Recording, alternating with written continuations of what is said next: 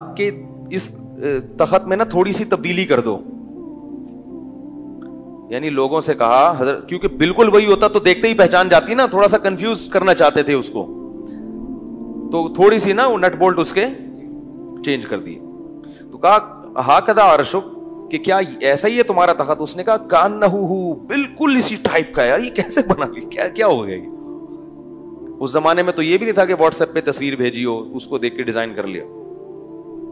تو کأنہ ہو وأوتینا العلم من قبلہا, اور کہنے لگے ہمیں پہلے ہی پتہ چل گیا تھا کہ آپ کو اللہ نے بہت نوازا ہے, بڑی یعنی بڑے بڑے انجینئر ہیں آپ کے پاس, ویسے ہی تخت ٹھا کر کے پتہ نہیں کیسے بنا لیا آپ لوگوں نے. پھر قرآن نے یہاں ملکہ سبا کی ایک تعریف میں ایک الفاظ کہے ہیں, وصدھا ما کانت تعبد من دون اللہ انہا کانت من قوم کافرین. فرمایا کافر لوگوں میں پیدا ہوئی تھی, اس لیے کفر پر تھی, دماغ اتنا خراب نہیں تھا.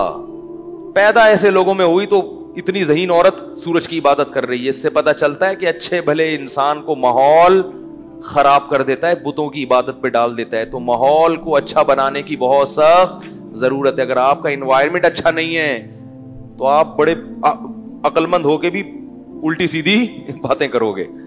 ماحول اچھا کرو. تو پھر سلیمان علیہ السلام نے اسے کہا, ایک تالاب دکھایا کہ کہا کہ وہ ایک شیشے کا جو ہے نا ایک فرش تھا, اس سے کہا کہ اس پہ چلو. تو وہ یہ سمجھی پانی ہے, اتنا شفاف شیشہ. اس زمانے میں تو ظاہر ایسی ٹیکنالوجی تھوڑی تھی. وہ یہ سمجھی کہ یہ کیا ہے, پانی, اور اس نے اپنی پائنچے اوپر کر لیے. قیل لها ادخل الصرح فلما رأته حسبته لجة وكشفت عن ساقيها قال انه صرح ممرد من قوارير.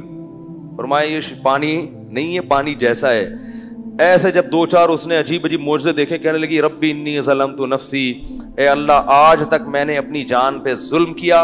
واسلمت مع سلیمان للہ رب العالمین, اور میں اسی اللہ پر ایمان لائی سلیمان کے ساتھ جو تمام جہانوں کا پالنے والا ہے. ایمان لے آئی.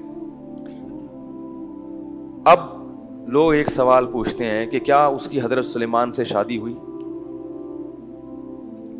اس واقعے میں اسباق کیا ملتے ہیں؟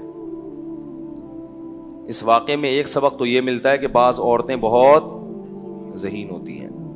یہ بھی سبق ملتا ہے کہ کبھی بھی جذباتی فیصلہ نہیں کرنا چاہیے. یہ بھی سبق ملتا ہے کہ کام ہمیشہ مشورے سے کرو, اپنی رائے پر اعتماد مت کرو. یہ بھی سبق ملتا ہے کہ مشورہ سب سے لو مگر کرو اپنی,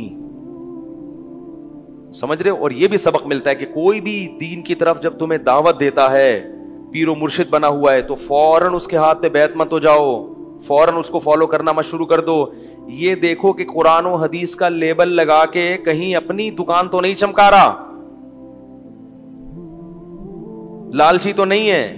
اور اتنا بھی کافی نہیں ہے, بعض لوگ لالچی بھی نہیں ہوتے مگر علم میں مضبوط نہیں ہوتے, اس لیے جان نہ یعنی اخلاص کے ساتھ گمراہی پھیلا رہے ہوتے ہیں. یہ بھی اس زمانے میں دیکھنا ضروری ہے, کیونکہ صرف علم یعنی اخلاص کافی نہیں ہے, مضبوط علم کا ہونا, تفقہ اور بصیرت کا ہونا بھی ضروری ہے. تو یہ ساری چیزیں. اور آج کل 2 نمبر پیر تو بہت ہیں, ان کو تو طریقہ یہی ہے کہ ان کو ہدیے دینا چھوڑ دو, پھر دیکھو وہ آپ سے تمیز سے ملتے ہیں کہ نہیں ملتے. ان سے بولو کہ حضرت ہدیے دیں ہمیں آپ, ہم نے سنا ہے کہ اس پہ بھی بڑا ثواب ملتا ہے. ایسے ایسے پیر ہیں, میں بھی ان کے بارے میں بولنا شروع کروں گا تو دھمکیاں آنا شروع ہو جاتی ہیں مجھے. پچھلے سال ایک پیر کے میں نے پورا طبیعت سے اس کی طبیعت صاف کر دی تھی نا, ایسے خاندانی بکرے اس کے پاس آتے ہیں, دموں کا نا پورا ایک بزنس چل رہا ہے ماشاء اللہ. تو پھر مجھے دھمکیاں آنا شروع, میں نے کہا چلو فی الحال تھوڑا سا ٹھیک ہے, ہم پولیس میں تو ہیں نہیں بھائی, کیا خیال ہے. FIR کٹوا دی ہمارے خلاف. یہ جتنے لوگ بیان سن رہے ہیں نا, یہ بس مسجد میں آ کے پوچھیں گے آج مفتی صاحب کا بیان ہوگا, کہیں گے نہیں وہ تھانے میں. چلو یار دعا کرتے ہیں, جب نکل آئیں تو ہمیں بتا دینا, ہم بیان میں حاضر ہو جائیں گے. یہ حال چل رہا ہے. تو اس لیے اتنا ہی کرو جتنا افورڈ کر سکتے ہو. اس لیے ہم نے کہا بھائی مبہم طور پہ بتا دیا جائے, نام نہ لیا جائے کسی کا, اشارہ کر دیا میں نے. اچھا خیر, تو جو ہے اس سے کیا سبق ملتا ہے کہ عقل مند تھی, کس طریقے سے اللہ نے اس کو اسلام کی توفیق دی, اور پوری قوم بھی اسلام لے آئی. پوری قوم اسلام لانا, یہ اس سے پتہ چلتا ہے کہ جو قوم کے اپر لیول کے لوگ ہیں نا, ان پہ جب محنت کی جائے تو محنت کم ہوتی ہے, اس کا آؤٹ پٹ نیچے ایک ایک کو پڑھ کے سمجھاتے رہو گے, اس سے بہتر ہے کہ تبھی نبی نے بادشاہوں پہ اسپیشل محنت کی ہے, بادشاہوں کو خود بھیجے ہیں. بادشاہ ٹھیک ہو جائے, اوپر کا طبقہ ٹھیک ہو جائے تو نیچے والے انہی کو فالو کرتے ہیں. اس سے بھی پتا چلا کہ بعض لوگ علماء پہ طنز کرتے ہیں کہ یہ اتنے بڑے بڑے افسران سے کیوں ملتے ہیں, وہ نواز شریف سے کیوں ملے, وہ فلانے سے کیوں ملے. بھائی وہ اس لیے مل رہے ہیں کہ یہ صحیح ہو گیا تو اس کے نیچے سارے صحیح ہو جائیں گے. لوگ یہ کہتے ہیں صحیح ہو ہی نہیں سکتا, تو نہیں ہو سکتا تو کچھ برائی میں کچھ کمی تو ہو سکتی ہے نا. تو ہر ایک کے نا اچھا پہلو تلاش کیا کرو, خام خواہ میں الزامات لگانا, بدگمانیاں کرنا, اس سے کوئی فائدہ نہیں ہوتا. رہا یہ مسئلہ کہ ملکہ سبا نے شادی کی نہیں کی, اس کے بارے میں میرے پاس کوئی رپورٹ نہیں ہے, لیکن میرا ضمیر یہ کہتا ہے کہ یہ ہو نہیں سکتا کہ سلیمان علیہ السلام اس سے شادی نہ کریں, کیونکہ 100 بیویاں رکھی ہیں تو ایک ملکہ, اور وہ سلیمان علیہ السلام کے علاوہ کسی اور کے لائق, اتنی ذہین عورت, وہ بھلا ان پیغمبر کے علاوہ کسی اور سے کیسے نکاح کرے گی. اور سلیمان علیہ السلام بھی اس کی کوئی ایسی بے عزتی کیسے ہونے دیں گے کہ تو ایک ملک کی بادشاہت چھوڑ کر آ رہی ہے تو میں تجھے ملکہ نہ بناؤں.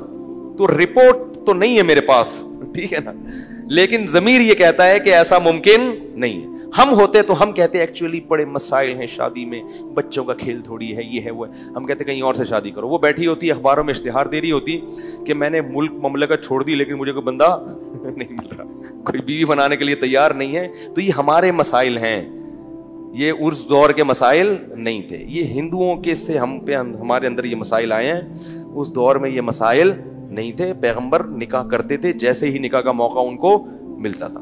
اللہ تعالیٰ سمجھنے کی عمل کی توفیق عطا فرمائے.